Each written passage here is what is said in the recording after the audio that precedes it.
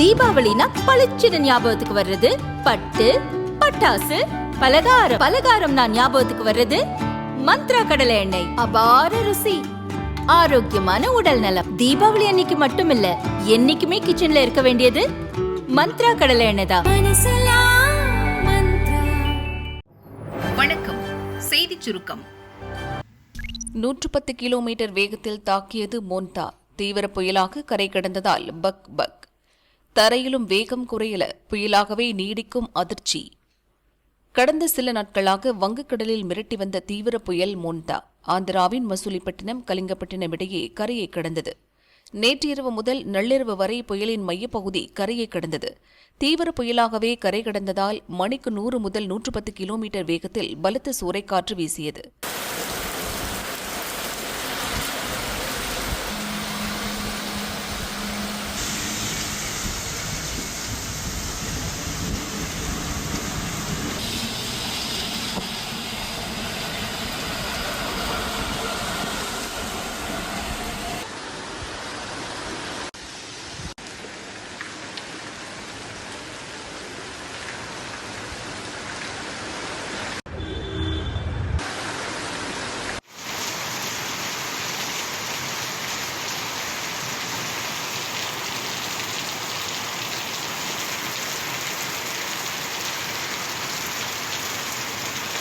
ஆந்திரா மற்றும் ஒடிசாவின் ஒரு பகுதியில் மிக கனமழை கொட்டி தீர்த்தது.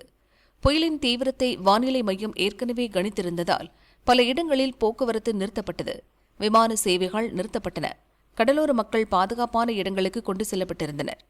புயல் கரை கடந்தபோது பல இடங்களில் மரங்கள் முறிந்து விழுந்தன.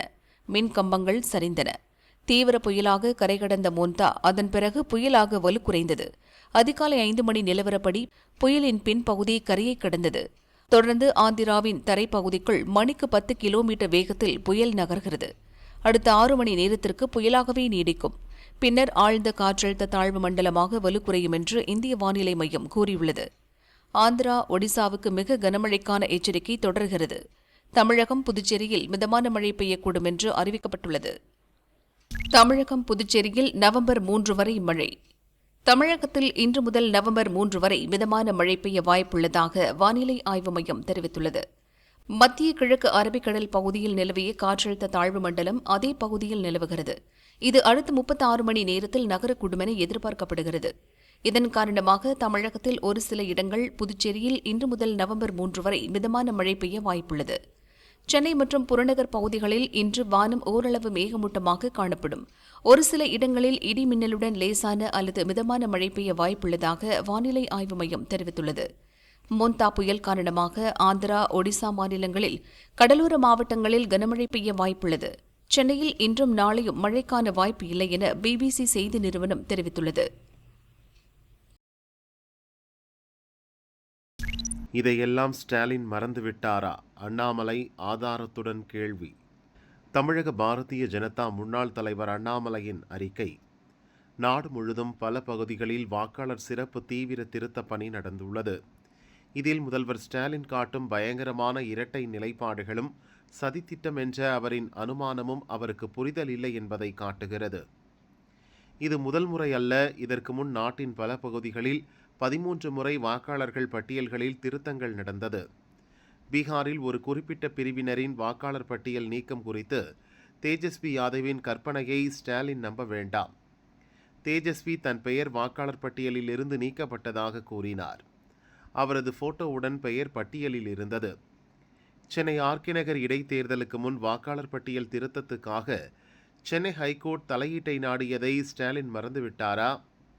அப்போது வாக்காளர் பட்டியலில் இல்லாத, இறந்த, இடம்பெயர்ந்தவர்களின் பெயர்களை நீக்குமாறு தேர்தல் கமிஷனிடம் வலியுறுத்தினார். 2017 திமுக தமிழகம் முழுவதும் உள்ள வாக்காளர் பட்டியல்களை திருத்த கோரி தேர்தல் கமிஷனிடம் மனு அளித்தது. ஆதார் கார்டை வாக்காளர் அடையாள அட்டையுடன் இணைக்க வேண்டும், வீடு வீடாக வாக்காளர்களை சரிபார்க்க வேண்டும் என கோரியது. ஜனநாயகத்தின் புனிதம் வாக்காளர் பட்டியலின் நேர்மையை சார்ந்துள்ளது என அண்ணாமலை கூறியுள்ளார். ஸ்டாலின் தொகுதியில் கூடுதலாக 9000 ஓட்டுகள். பருவமழை எல்லா காலத்திலும் பருவமழை அந்த பருவம் தவறாமல் வந்து கொண்டு இருக்கிறது. சாரை பொறுத்த மட்டும் அந்த சாருன்னு சொன்னாலே ஒரு திமுகவுக்கு எப்பொழுதுமே ஒரு அலர்ஜி. உங்களுக்கு தெரியுமில்ல, அண்ணா பல்கலைக்கழகத்திலிருந்து சார் அப்படின்னு சொன்னாலே திமுகவுக்கு ஒரு அலர்ஜி. அப்புறம் அவங்களுக்கு ஒரு தோல்வி பயம் வந்திருக்கு. இப்போ ஒரு நடுக்கமே வந்திருக்கு இன்னைக்கு திமுக கூட்டணி. நேரு காலத்திலிருந்து காங்கிரஸ் கட்சி பிரைம் மினிஸ்டர் யாரெல்லாம் இருந்தார்களோ அவருடைய காலத்திலிருந்து இன்று வரையிலும் வாக்காளர் விடுப்பு, சேர்ப்பு, இறந்தோர் பட்டியலை நீக்குதல், இது எல்லாமே இருந்துகிட்டு இருக்கு. உங்களுக்கும் தெரியும். இருந்தாலும் நீங்களும் திருப்பி அந்த கேள்வியை கேட்டுகிட்டே இருக்கீங்க. பீகாரில் நடந்த சம்பவம் பார்த்தீங்கன்னா 65 லட்சம் பேர் அங்கே, அதில் 65 லட்சம் பேர் நீக்கப்பட்டிருந்தாங்க. அதில் 30 லட்சம் பேர் ஊர்லேயே ஆள் இல்லை. 28 லட்சம் பேர் இறந்தே போனாங்க. மீதி உள்ளவங்கெல்லாம் அடுத்த இடத்துக்கு குடிபெயர்ந்துட்டாங்க. ஆனால் இப்போ குளத்தூர் தொகுதியில் மட்டும் 9000 வாக்குகள் அதிகமாக இருக்குது.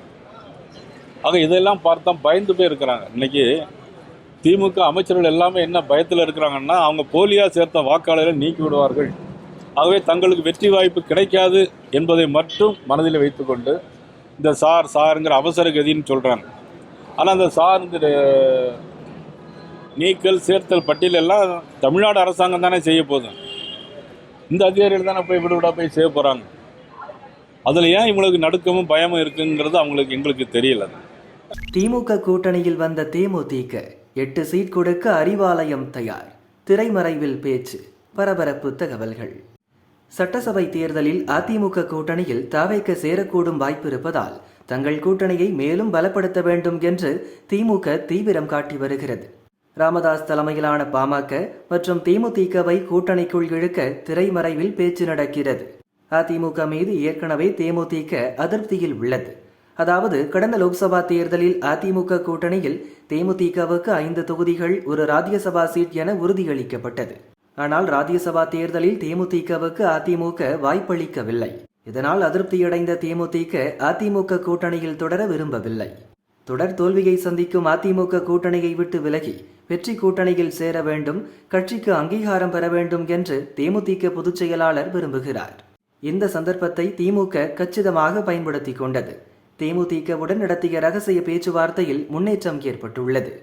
இது பற்றி தேமுதிக வட்டாரம் கூறியதாவது: கடந்த 2011 சட்டசபை தேர்தலுக்கு பிறகு தேமுதிக எதிலும் வெற்றி பெறவில்லை. வரும் சட்டசபை தேர்தலில் வாழ்வா சாவா என்ற நிலை தேமுதிகவுக்கு ஏற்பட்டுள்ளது. மொத்தமுள்ள 234 தொகுதிகளில் வெற்றி வாய்ப்பை அளிக்கக்கூடிய சில ஆயிரம் ஓட்டுகள் இருப்பதால் அக்கட்சியை கூட்டணியில் சேர்ப்பதற்கு திமுக தலைமை விரும்புகிறது. திமுகவிடம் இரட்டை இலக்கத்தில் சீட்டுகளை பெற தேமுதிக தரப்பில் பேச்சு நடத்தப்பட்டது. ஆனால் தேமுதிக வெற்றி பெறக்கூடிய 8 தொகுதிகளை ஒதுக்கி கொடுக்க திமுக தயாராகியுள்ளது என்று அந்த வட்டாரம் கூறியது. ரஃபேல் போர் விமானத்தில் பறக்கும் ஜனாதிபதி திரௌபதி முர்மு. ஹரியானாவின் அம்பாலா விமானப்படை தளத்திலிருந்து ரஃபேல் போர் விமானத்தில் இன்று ஜனாதிபதி திரௌபதி முர்மு பயணம் செய்யவுள்ளார். பிரெஞ்சு விண்வெளி நிறுவனமான டசால்ட் ஏவியேஷன் தயாரித்த ரஃபேல் போர் விமானங்கள் செப்டம்பர் 2020 அம்பாலாவில் உள்ள விமானப்படை நிலையத்தில் இந்திய விமானப்படையில் முறையாக சேர்க்கப்பட்டன. ஏப்ரல் 22 நடந்த கொடூரமான பஹல்கம் பயங்கரவாத தாக்குதலுக்கு பதிலடியாக இந்தியாவால் தொடங்கப்பட்ட ஆபரேஷன் சிந்தூரின் போது ரஃபேல் ஜெட் விமானங்கள் பயன்படுத்தப்பட்டன.